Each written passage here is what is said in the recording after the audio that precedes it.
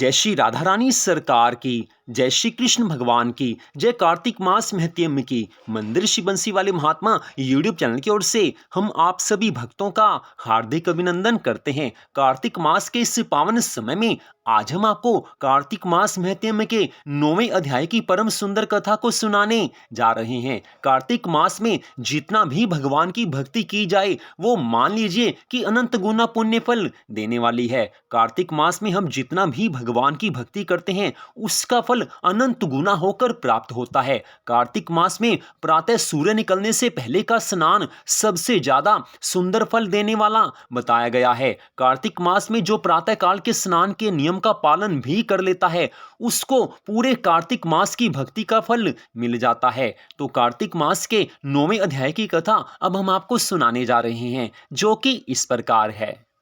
देवऋषि नारद जी राजा पृथु से आगे की कथा का वर्णन करते हुए कहने लगे हैं कि जलंधर के नगर में जाकर आज विष्णु भगवान जी वृंदा के पातिव्रत धर्म को नष्ट करने का विचार करने लगे हैं। मायावियों में श्रेष्ठ उन्होंने वृंदा को झूठा स्वप्न दिखाया और स्वयं अद्भुत रूप धारण करके उसके नगर के उद्यान में स्थित हो गए। वृंदा को स्वप्न आया कि उसका पति भैंसे पर आरूढ़ होकर शरीर में तेल लगाए हुए नग्न होकर काले पुष्पों से विभूषित हो राक्षसों के साथ दक्षिण दिशा की ओर जा रहा है। उसका सिर मुंडा हुआ है और वह अंधकार से ढका हुआ है। इसी तरह उसने अपने को और अपने नगर को समुद्र में डूबते हुए देखा है। इस प्रकार उसने रात्रि के शेष भाग में बहुत प्रकार के दुस्वप्नों को देखा है। इसके बाद वह बाला जगकर देखे अपने स्वप्नों पर विचार ही कर रही थी कि उसने उदित होते हुए सूर्य को छिद्रयुक्त देखा है। इन घटनाओं को अनिष्टकारी जानकर वह भय से कांपने लगी है और रोने लगी है। पतिव्रताओं में श्रेष्ठ वह वृंदा अपनी 2 सखियों के साथ नगर के बगीचे में आई, परंतु उसे वहां भी शांति नहीं मिली है। इसके बाद वह जलंधर की स्त्री दुखी होकर घबराती हुई एक वन से दूसरे वन में जाने लगी है, किंतु वह कुछ नहीं समझ पा रही। वह भय से कांप रही है। उसी समय वृंदा ने सिंह जैसे मुख वाले 2 राक्षस देखे हैं। उन्हें देखते ही वह डर के मारे भागने लगी। ठीक उसी समय उसने वन के भीतर अपने शिष्य के साथ मौन बैठे हुए एक शांत तपस्वी को देखा है। आज वृंदा शरणागत भाव से उन तपस्वी से कहने लगी हैं कि हे मुनिवर, आप मेरी रक्षा कीजिए, मैं आपकी शरण में आई हूँ। 2 राक्षस मेरा पीछा कर रहे हैं, आप मेरी रक्षा कीजिए। तो उसी समय उन मुनिवर ने हूं शब्द से ही उन दोनों राक्षसों को शीघ्र ही भगा दिया। वृंदा कहने लगी है कि हे दया के सागर, हे मुनिवर, आप दूसरों की पीड़ा दूर करने वाले हो। इन दुष्टों के घोर भय से आपने मेरी रक्षा की है। हे कृपा के सागर, यद्यपि आप सर्वज्ञ हैं, सर्वथा समर्थ हैं, तथापि मैं आपसे कुछ निवेदन करना चाहती हूँ। मेरे स्वामी जलंधर रुद्र भगवान से युद्ध करने के लिए गए हुए हैं। वे वहां युद्ध में कैसे हैं? आप उनका हाल मुझे बता दीजिए, मैं आपकी शरण में हूँ। उस समय वृंदा के इन वचनों को सुनकर कपट करके मौन बैठा हुआ और स्वार्थ को सिद्ध करने में कुशल वह मुनि कृपा करके ऊपर की ओर देखने लगा। ठीक उसी समय 2 बंदर आए और उसको प्रणाम कर सामने खड़े हो गए। इसके बाद भौं के इशारे से नियुक्त होकर वे आकाश की ओर चले गए। इतनी कथा सुनाकर देवऋषि नारद जी आगे कहने लगे हैं कि हे राजन, आधे ही क्षण में वे दोनों लौटकर जलंधर के मस्तक, धड़ और दोनों हाथों को लेकर वे उसके सामने आकर खड़े हो गए। वह वृंदा सिंधु नंदन जलंधर के सिर, धड़ और दोनों हाथों को देखकर पति के दुख से दुखित होकर मूर्छित होकर आज भूमि पर गिर पड़ी है, विलाप करने लगी है। वृंदा कहने लगी है कि हे प्रभु, जो आप पहले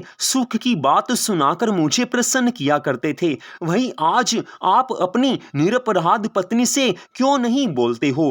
अहो, जिन्होंने पहले गंधर्वों के साथ विष्णु और देवताओं को भी पराजित कर दिया था, वही त्रिलोकी के विजयी आप एक तपस्वी के द्वारा कैसे मारे गए हैं? हे दैत्य श्रेष्ठ, मैंने आपसे पूर्व काल में कहा था कि भगवान शिव पर ब्रह्म है, परंतु आपने रुद्र के तत्व को न जानकर मेरे उस वाक्य को स्वीकार नहीं किया।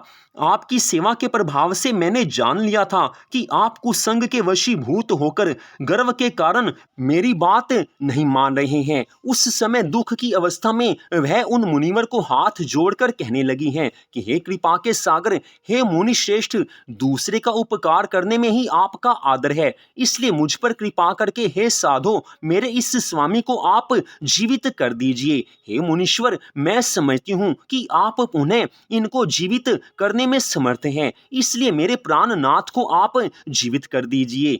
आज उस वृंदा के इन वचनों को सुनकर वह मुनिवर कहने लगे हैं कि यह युद्ध में रुद्र के द्वारा मारा गया है, इसको जलाने में मैं समर्थ नहीं हूं, क्योंकि रुद्र के द्वारा युद्ध में मारा गया व्यक्ति कभी जीवित नहीं हो सकता। तथापि शरणागत की रक्षा करनी चाहिए। इस शाश्वत धर्म को जानता हुआ मैं कृपा से युक्त होकर इसे जीवित कर देता हूँ। वह मुनिवर साक्षात श्री हरि विष्णु भगवान जी ही हैं, लेकिन छल से मुनि का रूप धारण किया है। इसके पश्चात जैसे कि उन्होंने वृंदा को कहा था, ठीक वैसे ही उन्होंने उसके पति को जीवित किया है और स्वयं वहां से अंतर्ध्यान हुए हैं। के द्वारा जीवित समुद्र पुत्र जलंधर भी शीघ्र उठकर प्रसन्न मन से वृंदा का आलिंगन कर उसके मुख का स्पर्श करने लगा। पति को देखकर वृंदा ने हर्षित मन से सभी प्रकार के शोक का परित्याग किया है और इस घटना को एक स्वप्न के समान समझा है। वह प्रसन्न चित्त से काम भाव का उदय होने पर उस वन के भीतर ही उसके साथ काफी समय तक विहार करती रही हैं। आपस में प्रेमालाप हुआ है, सहवास हुआ है। एक बार सहवास के अंत समय में वृंदा को ये मालूम हो गया कि भगवान विष्णु ही इस समय जालंधर का रूप लिए हुए हैं। उस समय वृंदा श्री हरि विष्णु भगवान जी को फटकारती हुई कहने लगी हैं कि अरे पर स्त्रीगामी हरि, तुम्हारे इस प्रकार के चरित्र को धिक्कार है। मैंने तुमको अच्छी प्रकार से जान लिया है। तुमने ही माया का आश्रय लेकर तपस्वी का वेश धारण किया था। इतनी कथा सुनाकर आज देवऋषि नारद जी राजा पृथु से कहने लगे हैं कि हे राजन, इस प्रकार उस पतिव्रत परायण वृंदा ने ऐसा कहकर क्रोध युक्त होकर अपने तेज को दिखाते हुए विष्णु भगवान जी को शाप दिया है कि हे महाअधम, दैत्यों के शत्रु, तुम दूसरे के धर्म को दूषित करने वाले हो। सभी प्रकार के विषयों से तीव्र मेरे द्वारा दिए गए शाप को ग्रहण करो। तुमने अपनी माया से जिन दो पुरुषों को दिखाया था, वे ही दोनों राक्षस बनकर तुम्हारी पत्नी का हरण करेंगे। तुम भी पत्नी के दुख से दुखित होकर वानरों की सहायता लेकर वन में भटकते हुए घूमो, और यह जो सर्पों का स्वामी शेषनाग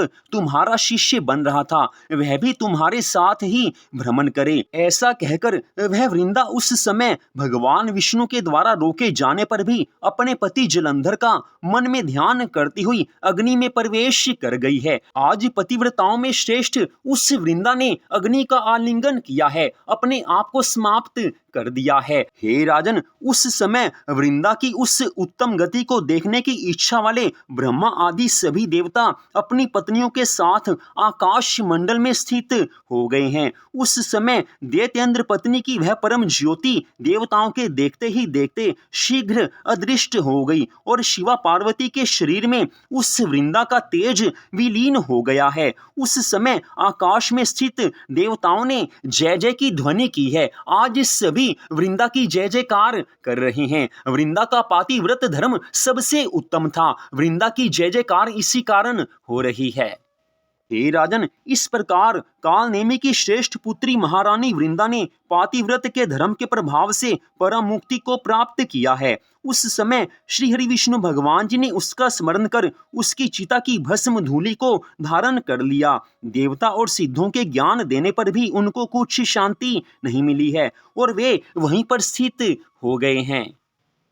आज श्री हरि विष्णु भगवान जी शोक के समुद्र में डूबे हुए हैं। उस समय भगवान शिव ने सभी देवताओं से कहा है कि हे देवताओं, अब तुम सब भगवान की योग माया की शरण में जाओ, वही सब संकट हरेगी। तब सब देवता योग माया की शरण में जाकर उनकी स्तुति करते हुए कहने लगे हैं कि तुम्हारी माया को ब्रह्मा आदि देवता भी नहीं जानते हैं। उस देवी को हमारा नमस्कार है, जिसके भक्तगण अनादर तथा मोह को प्राप्त नहीं होते। ऐसी मूल प्रकृति को हमारा नमस्कार है।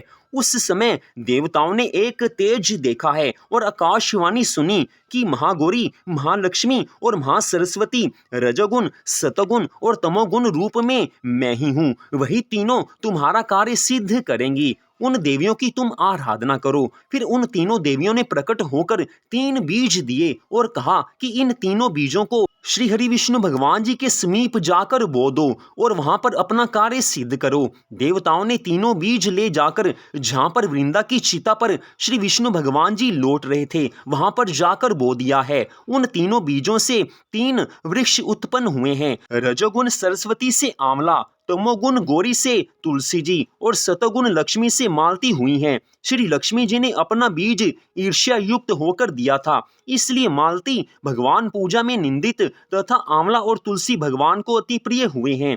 इस प्रकार वृंदा ने वृक्ष रूप होकर भगवान शालिग्राम से संयोग किया है। इसी कारण कार्तिक मास के उद्यापन में भगवान की पूजा तुलसी जी के मूल में होती है। इतनी कथा सुनाकर देवऋषि नारद जी कहने लगे हैं कि हे राजा पृथु, जिस घर में तुलसी जी का वृक्ष होता है उसमें यमदूत कभी नहीं जाते। इस कारण कार्तिक मास में विशेष रूप से तुलसी जी के समीप प्रातः और सायं दोनों समय दीपक अवश्य जलाना चाहिए। भगवान के प्रिय इस कार्तिक मास में जो मनुष्य प्रातः और सायं दोनों समय तुलसी जी के समीप दीपक जलाते हैं उस घर में कभी भी सुख संपत्ति की कमी नहीं आती है, वहां पर कभी भी कोई विघ्न नहीं आता है। जो श्रेष्ठ मनुष्य अपने घर में तुलसी जी का वृक्ष लगाते हैं वे यमपुरी नहीं देखते। नर्मदा तथा गंगा का जल और तुलसी का पूजन, यह तीनों कार्य बराबर हैं। जो मनुष्य तुलसी तथा आंवले की छाया में अपने पितरों का श्राद्ध करता है उसके पितर मोक्ष को प्राप्त हो जाते हैं। इतनी कथा सुनाकर देवऋषि नारद जी आज कहने लगे हैं कि हे राजा पृथु, तुलसी जी और आंवले का महात्म्य ब्रह्मा जी भी कहने में असमर्थ हैं। इस कथा को जो कोई श्रद्धा से पढ़ता अथवा सुनता है वह भी मोक्ष को प्राप्त हो जाता है। तो यहीं पर आज की इस कथा का विश्राम होता है। आज की इस विशेष कथा में देवऋषि नारद जी ने वृंदा अर्थात तुलसी महारानी जी की त्याग की कथा सुनाई है, पातिव्रत धर्म की कथा सुनाई है और स्पष्ट बताया गया है कि इस कथा को जो कोई श्रद्धा भावना से पढ़ता है अथवा सुनता है वह भी अपने मनुष्य जीवन के अंत समय में मोक्ष को प्राप्त हो जाता है। तो आज की इस परम सुंदर कथा को सुनने के लिए आप सबका हार्दिक धन्यवाद। अगले भाग में आप इससे आगे की कथा को सुन पाएंगे। तो मंदिर श्री बंसी वाले महात्मा यूट्यूब चैनल की ओर से आज की इस कथा को सुनने के लिए आप सबका फिर से धन्यवाद। भगवान श्री राधा कृष्ण जी की, भगवान श्री लक्ष्मी नारायण जी की, तुलसी माता की, कार्तिक मास महत्म्य की अनंत कृपा सदा आप सब पर, आपके परिवार पर बनी रहे। इसी मंगल कामना के साथ जय श्री राधा रानी सरकार की, जय श्री कृष्ण भगवान की, जय श्री लक्ष्मी नारायण जी भगवान की, जय तुलसी माता की, जय कार्तिक मास महत्म्य की। जय जय श्री राधे, जय जय श्री राधे, जय जय श्री राधे श्याम।